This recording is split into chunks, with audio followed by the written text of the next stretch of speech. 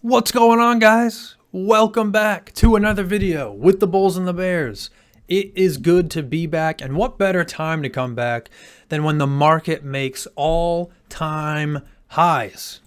Look at that. This yellow line is the top from 2021, and you can see we're above that. That's right, the first time in 2 years we are at all-time highs. And you know, macro-wise, it doesn't feel like we should be up here, but God damn it, we're up here. And, it's an exciting time. So what better time than for me to come back out of hibernation, or out of hiding, if you will. So we have a lot to cover in this video, so I'm just going to get right to it. What happened, what's been happening, and what's to come. Well, what happened was, while I was trading the wheel strategy, I was also trading SPX options on the side to generate quicker, bigger returns, and that meant adding a lot more risk. And I don't do well with risk, and it cost me. My account went from 25,000 with the wheel strategy, everything going nice with the wheel, but with SPX, it brought it down to 18,000. Big drawdown. I didn't feel like that was enough capital to play the wheel the way I wanted to. Plus, it was just like a mental thing where I just had to stop and just step away from the market as a whole. So I dumped everything, I closed everything, and I said, I gotta get out of here. I gotta just give it a rest, enter like a little mental rehab, cut cold turkey, and just reflect. The market's always gonna be here when I'm ready to come back. It's time to just step away for a minute. And that's what I did. Now, what happened during that time? I didn't just do nothing because it's in my blood. I couldn't just stay away 100%. So what I did was I put some money into Tesla. What the hell is Tesla, you might ask? Or maybe you already know. It's a ETF, a option income ETF, where they track Tesla. This fund is called Yield Max. They have this on many names too: Apple, Nvidia, Microsoft, whatever. And they're continuing to add more names. But they track a single asset. In this case, Tesla. They have a stake in it, and then they sell calls against their position, and they take that call premium. And at the end of every month, they distribute it out to their shareholders. Monthly distributions, monthly dividends, and they are sizable. We're talking 50, 60 cents per share on a stock that's like 10, 11 bucks. It's a 50, 60% yield over a yearly basis. You know, all things staying consistent. Like if the dividend stayed the same every single month, you would yield 50%, 60%. Every year, which is absurd. Sounds too good to be true. Maybe it is, but as of right now, the dividends have been paying nicely. But again, it tracks Tesla, and if Tesla does bad, Tesla does bad. And you can go to Tesla quick. You can see it's been doing bad these past couple weeks. Fell $50, and as a result, Tesla, the fund that I'm talking about, has also been falling. So I held it for a few months.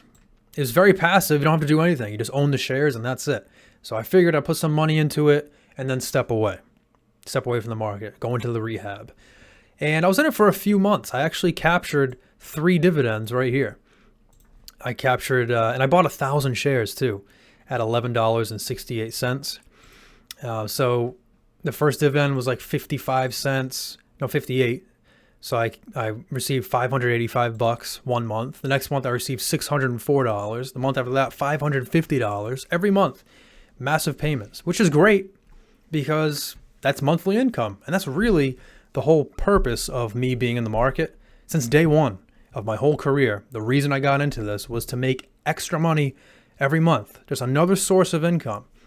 And it shouldn't matter how it's generated, just as long as I get that income. So I figured Tesla, I don't have to do anything. I could just sit back and collect a check every month. But at the same time, you're putting all your eggs in Tesla's basket. And it was great during this period when Tesla wasn't deteriorating at all and I was collecting those nice dividends. But in this period, when Tesla was falling a lot, it was getting sketchy. My break even was down to 953. So, it was still above my break even, which means the net trade was profitable. But I wasn't feeling good about it during this drawdown, and I was worried that the dividend might fall over time. After all, it would take 2 years to get my money back, And that was really what the goal was going to be: get all my money back, and then from there on out, every dividend is free money and it's a risk-free trade. That was the vision. But who knows? That's going to take a lot of time, and if the dividend falls, it's going to take even longer than expected. And if the fund falls, which it historically should, covered call funds historically go down because their upside is capped, but the downside is not.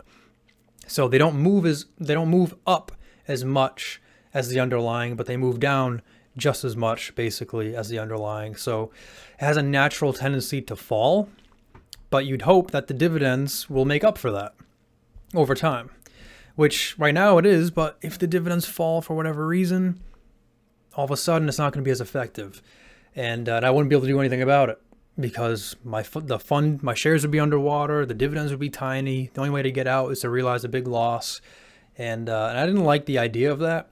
I want to be more in control and diversify the risk a bit, and I decided to just go back to the wheel strategy because that's what's worked. The wheel strategy has yet to fail me. I've failed me. I've screwed up dabbling with SPX or in other strategies like credit spreads and stuff in addition to the wheel, and I've lost money doing that, which hurts the wheel's performance or the total account's performance. And but the wheel strategy itself has never failed me, and I've been in some bad positions, including like bad stocks and bad price points, bad entries. And in every case, they all would have worked out, which just proves how powerful and safe the wheel strategy is. We're going to go check out Plug. Holy shit, it's at $2.68. But if you've been with me for a while, I mean like years, the first time I ever did the wheel strategy, I played with this stock, Plug Power, a hydrogen fuel cell company that went ballistic early in the Biden administration because green energy was a hot topic. Got a lot of buzz, a lot of hype. But then it rolled over. But the volatility was still there. I was still excited, thinking it's pulled back quite a bit. Maybe we'll get a nice volatile bounce. I started buying here and here and here and all the way down as it fell. Ultimately, after a couple of months, and with an unrealized loss staggering and getting to higher and higher numbers, I decided to wave the white flag because I added a bunch. This position was getting big, and my average was somewhere around like 36, so like right where this line is, and this just kept falling all the way down to $18, $19. So I decided, you know what, I can't do this. I gotta cut it because I'm getting worried that this thing's gonna go to zero or down to like $8, which is where it was before this massive rally. But had I just stayed in it for another few months into the fall of that year, I got out in May, but by October, November, it actually came back up above my basis up to $40 something, and I would have been able to get out. So even with a shitty stock like this, it would have worked out. And with bad entries, it still would have worked out because every stock, not that all stocks always go up, a lot of them do, stocks go up, but even if they don't, like this, which is now at $2, they at least have their time. Every stock has their moment, right? And this was their moment in the fall of 2021, and it would have got me out. It completely shit the bed since then, but that's not my problem anymore. We'll go to CVS. This was a recent one that I ultimately closed because I wanted to clean the slate.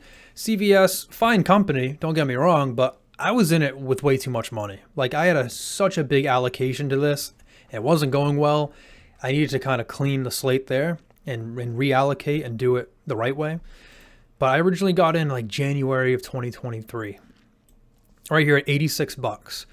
And then it fell a lot. And I added again at $72.50, somewhere around there. And my average was reduced to $79. So I had a really bad entry at 86. I tried to average down, but even that wasn't a great entry because it got as low as 66. I bought some at 72. I doubled down at 72 and I fell even more than that. So I had a cost basis at $79.50, $79.25, something like that. And we were in the 60s for a long time. And every time we tried to pop up above 70, we came right back down. And it was ugly month after month, massive drop here, down, made a new low to 64 bucks. I would have been down $15 a share. It was gross. Tried to pop up here, fell back down. It was just, everything was against it.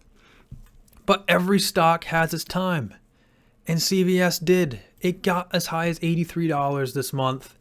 And it started really last month too. So it would have been a long trade, 12 months. But I would have collected dividends. And eventually it would have worked out. Another example is Chewy. Chewy again was in one of the latest iterations where I got in at 29 bucks right here, hoping that this support would hold up. It didn't. It collapsed like 40% after I got in it, just week after week after week, down, down, down, 5%, 10%, 7%. Didn't stop. And my plan before I ultimately got rid of it was to sell another put down here and double down around $19, $18, which as you can see would have worked because we were around 17 to 16 bucks for a couple of weeks. So I definitely would have gotten a sign there at 18 or 19. My average would have been cut down to about 24 bucks. And you can see Chewy came back up to 24 bucks. It had its time. The stock might not be great. Maybe it won't go up over time like an Apple would or even a CVS, but it had its time nonetheless. It would have reached my cost basis. I would have been able to get out. And it's just more examples of how every position I was in, even the bad ones that looked bleak, all would have worked out if just given enough time. And the beauty of the wheel is that you have all the time in the world. It's not like options where they expire and you have to, and there's a sense of urgency where you have to be right now. You have to be correct right now to win.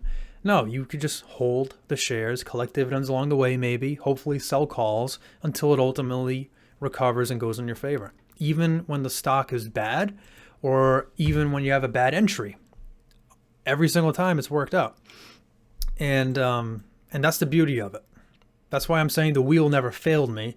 It was me who's failed, doing other things and whatnot, and maybe playing the wheel the wrong way too. So that's why I wanted to go back to it. I also tried, I had a small stint of trying to do swing trades in my time off here, like 3-week options, 21 days out, buying puts, buying calls. And it was all right. I had some good winners. I had some losses. I ultimately finished up like 120 bucks. So it was a profitable venture, but I didn't like it. I could tell it just wasn't for me because I was just fearful of losses. Even though I had 3 weeks of time on it, if I was right the very next day and I was profitable, I would feel a sense of urgency to close it and lock it in and fear that the profits might go away and end up being a loss. And that would just drive me nuts mentally. My emotions would get involved easily. Intrusive thoughts would get involved. And although I was profitable at the end of the day, it still wasn't a good long-term approach because the losses would get to me and the profits wouldn't be enough because I'd cut them too short and there's no way it would have lasted. So the wheel strategy is what I ultimately decided on to be the thing. And this has to be it, guys. This really does. So what I did was, like I said earlier, my account went from 25 to 18,000. And I didn't feel like 18,000 was enough to do what I wanted to do. It's still a lot of money. And you can definitely do the wheel strategy. But to me, the way I was doing it, I just needed a little bit more. So I funded the account a little bit, bringing it up to 20,000. That way I could still do $5,000 per position, but instead of having 5 positions with my other account before all this, I'd only have up to 4. That's 4 like a minimum. Because that would be like if every position was $5,000. Not every position will be. Sometimes it'll be like 3,800, 4,200. So those savings in each of those positions might add up to where I can have a 5th position. So it's definitely very viable. So I brought my account up to 20K, and I also moved it to Robinhood. That's right, Robinhood has entered the fold. Robinhood has entered the chat. And you can see I'm not at 20K anymore. I'm down a little bit because I sold some puts, and those puts are getting assigned, which means they're at a loss, which means my account drops. That's okay. It's all part of the plan. So Robinhood, what's the deal? Why not Webull? Nothing against Webull. I think Webull is superior to Robinhood overall. This is more of a mental, emotional thing for me because I just wanted a fresh account. I didn't want an account that had all the bad history attached to it, to where if I like did a a 1 year look on the account trend, it wouldn't show all the ups and downs of SPX trading and credit spreads and wheel strategy and swing trading. I didn't want all that BS in the history of the account. I needed a new slate, right? Clean slate. And although Webull is better overall, there's a lot of things I love about Robinhood. I love how it's just very clean, very simple, and it displays everything nicely and very straightforward. I love the line chart of the account. I don't like line charts for stocks and doing analysis, but for looking at your account value, I think it's cool. It's very clean. I like seeing the dollar amount here. I like seeing how much I'm up intraday, after hours. The buying power is crystal clear. Brokerage cash, 20,158.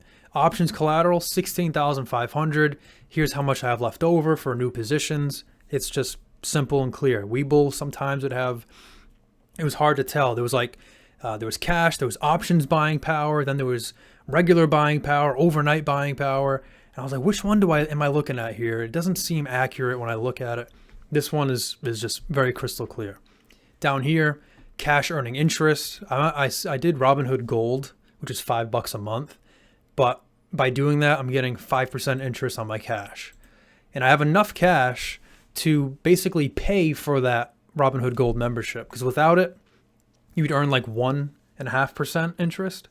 But with it, you get 5%. And that difference with this amount of cash pays for the Robinhood Gold. I've already accrued $22 this month in interest. I'm at $64 lifetime up to this point over the last couple of months.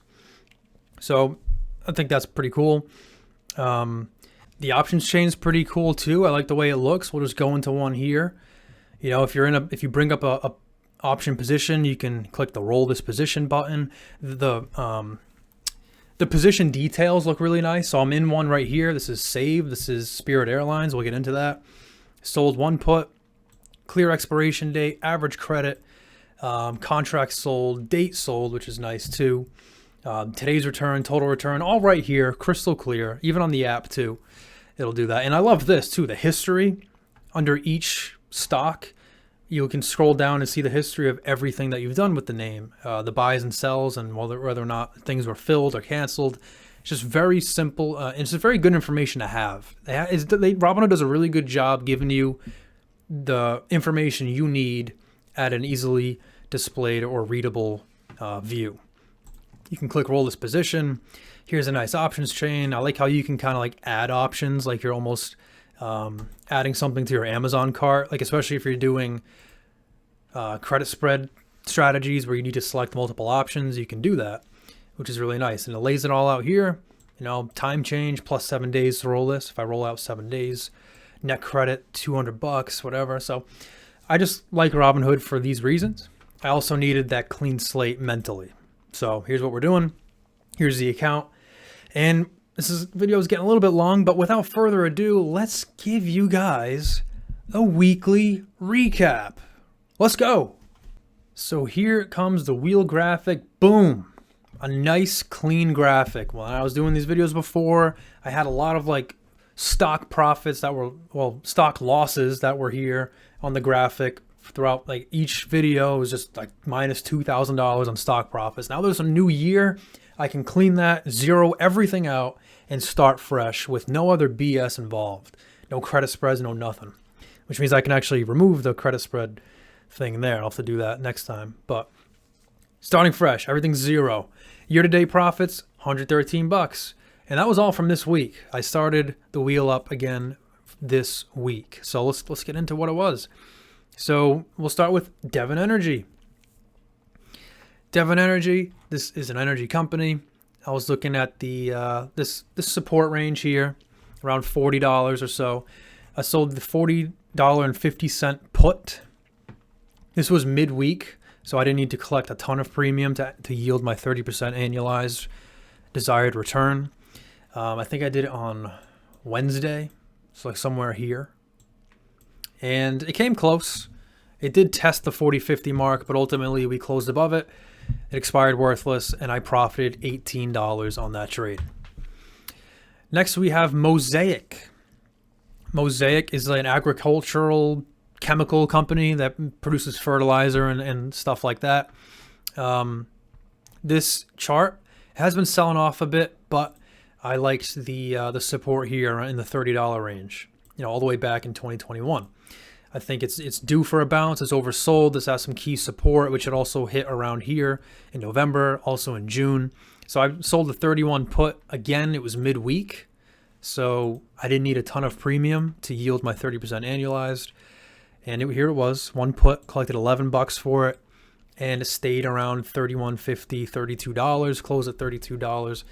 It expired worthless, and I profited $11 there.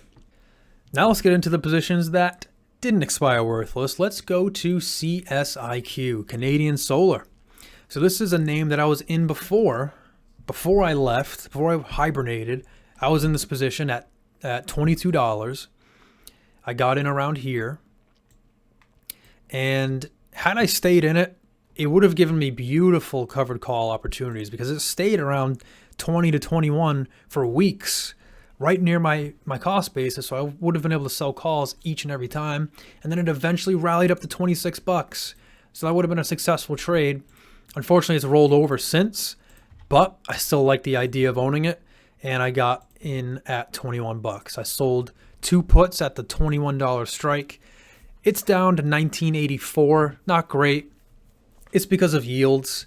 As yields were falling last couple of months, CSIQ was rallying. Now that yields are on the rise again, CSIQ is coming down again. But I still like it around here. So yeah, 2 puts at 21, and you can see we're closed below 20. So I'll be getting a sign there. I collected $23.50 per put, which is a total of $47, and I'm receiving that as income. Can't take that away from me, so I profited $47 on the puts. So now we'll have to see if CSIQ can get back up above $21. And I'll show you what I mean about the yields. So if we go to the 10-year Treasury, is this the 10-year? Yes. 10-year Treasury daily chart.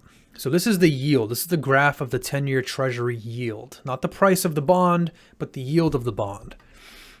So during this time, yields were falling. That's when CSIQ was rising. And I can actually overlay CSIQ's performance. And it's practically perfectly inversely correlated. As yields were rising here, CSIQ was falling. As yields began to fall, CSIQ began to rise. And now that yields are starting to rally up again, CSIQ is falling. So I still like it though, because yields or rates, interest rates, are expected to be cut this year. I don't think it's going to be as aggressive. People are pricing in 6 rate cuts, which would be like 1.5% decline this year in interest rates. But I don't think it'd be that many. I'm not that optimistic, but there should be some, 1 or 2, maybe 3, and that should help CSIQ. I think it's a fine price to own it. So I'm happy about that. It's relatively volatile too. So even though I'm below my $21 cost basis, I'm still going to be able to sell calls on it next week, barring a major gap down or something. The other stock I got in was JD.com. Now this is an online retailer in China. You might have heard of it.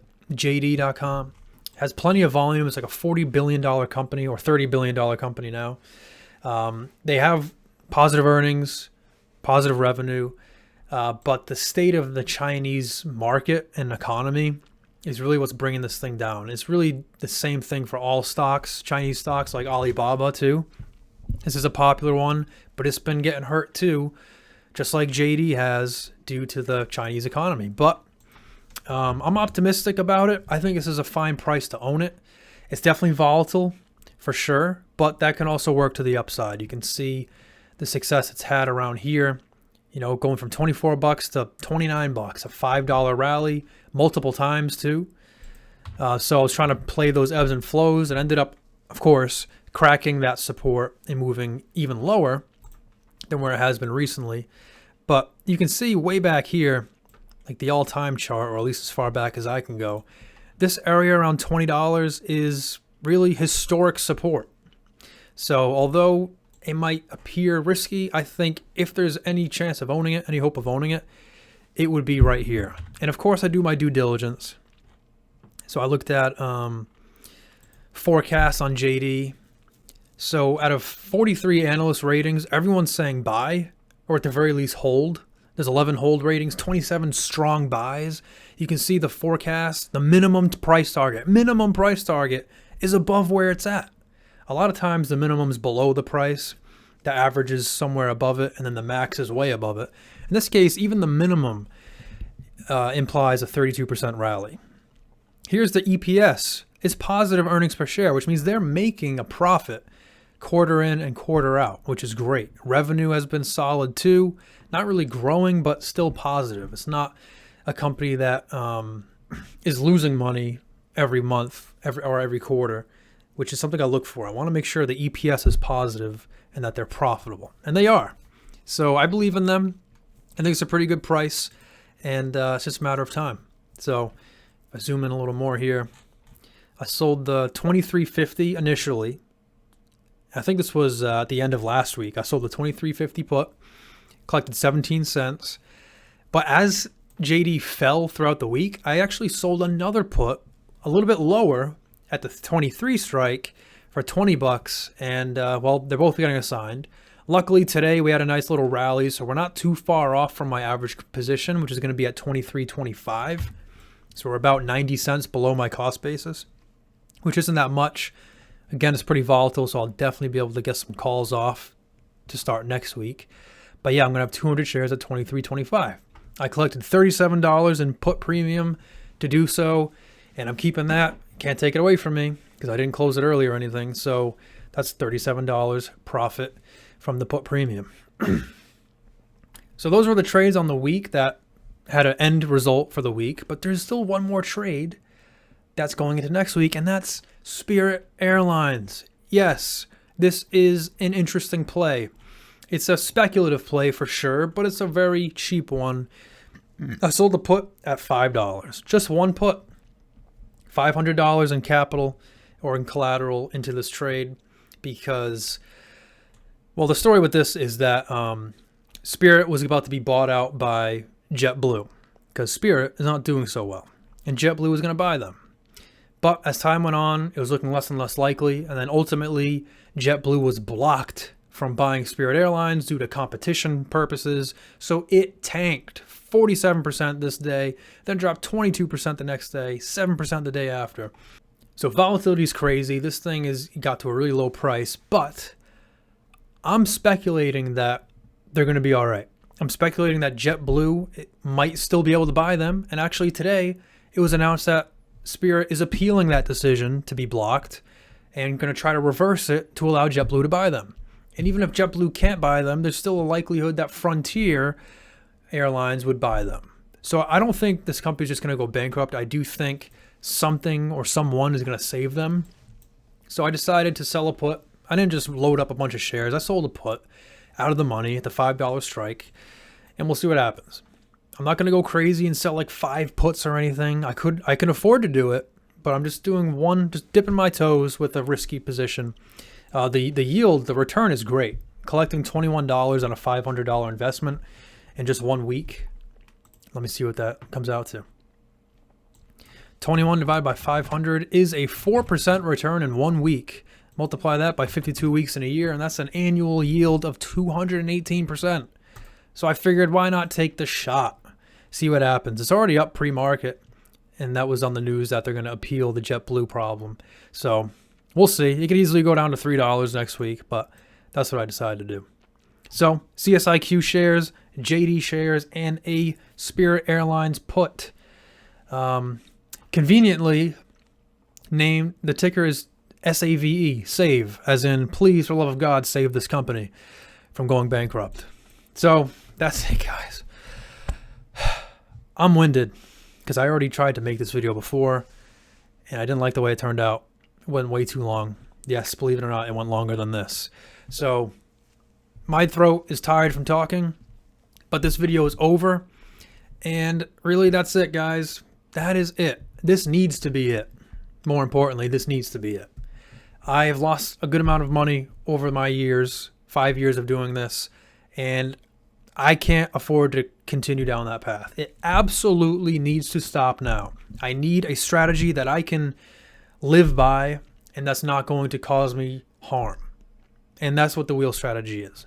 Very emotionless. I feel safe and confident with it. Low returns, but consistent returns. I can't really deal with the ebbs and flows of swing trading and buying options because losses really do damage to me emotionally. I can't stand it. And it causes me to do stupid things. So when I say this is it, I mean like Michael Jackson's this is it. Like that's how serious I am. So new year, new attitude. Let's fucking go. Okay? Let's do this shit. So I'm glad to be back. I'm hoping you're glad that I'm back. I'd love to see your comments down below. Let's get this. Okay, guys? Let's freaking do this. I'm excited. I'm excited. So thanks guys for watching. If you enjoyed, hit that like button, subscribe for more content. Tell your freaking friends about me, for Christ's sakes. I know there's a wheel strategy community out there. I see other YouTubers get all these views. Where are they? Where the hell are they? I'm doing stuff that other wheel strategy people aren't doing, which is consistent uploads and actually showing you in detail every single trade and all the profits. And yet, everyone's out to lunch, I guess. I don't know. That's a topic for another day. All right, guys. Oh, see ya.